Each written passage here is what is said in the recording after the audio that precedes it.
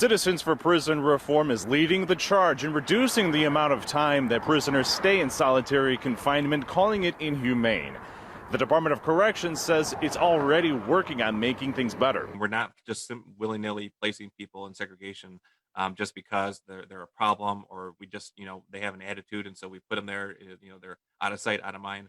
That is absolutely not the case, and that's not how it's handled. The group Citizens for Prison Reform disagrees. They released a report that says 3,211 people spent more than 20 hours a day in solitary confinement over the last 6.5 months, and 378 people have been in prolonged isolation anywhere from 6 months to 20 years.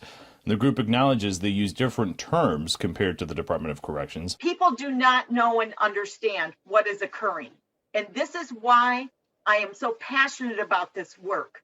We have people in there who are restrained for days. We have people who are hogtied. But the Department of Corrections says the numbers aren't an accurate depiction of the situation. They're adding things to this list that it beefs up their numbers so that it makes it look like the problem is much larger. We agree with them on the general premise that there should be fewer people in segregation.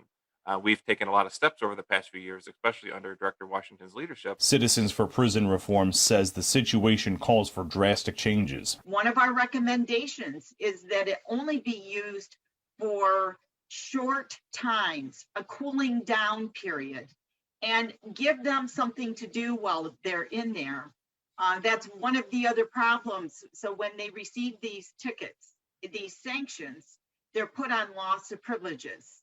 And it's a long list of things that they lose. Psychologists say that putting these prisoners in a cell as small as 8 feet by 12 feet, approximately the size of this parking space, where all of their activity is limited to such a limited space, could cause a whole host of mental problems. We do know that about 2/3 of individuals that experience time in solitary confinement come out with mental illness and, PTSD for sure, post-traumatic stress disorder, just from not having any interaction or engagement. That it is torture.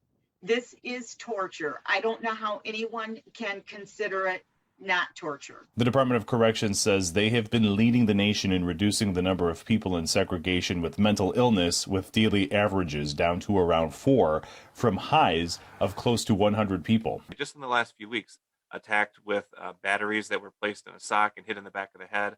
Another took a homemade knife and grabbed an officer by the throat and nicked one of their arteries in their neck and had to be taken by emergency. So there are things that happen in prison, and there's a place for segregation because of this, because they can't be trusted to be around other people. They're going to assault our staff, they're going to assault other prisoners, or they're going to murder them. Hakeem Crampton from Jackson, who spent time in Wisconsin's correctional system, says he went to solitary confinement 8 to 10 different times for nonviolent offenses. Not one single time was I ever isolated for physical violence. Not was I ever accused of a fight or anything of that nature. Instead, I was segregated for such things as disobeying orders, or what they call false names and titles, for simply using a nickname when I signed my name in a letter.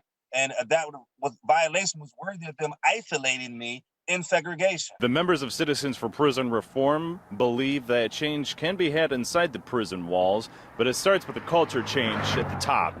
They say they want to work with the Department of Corrections.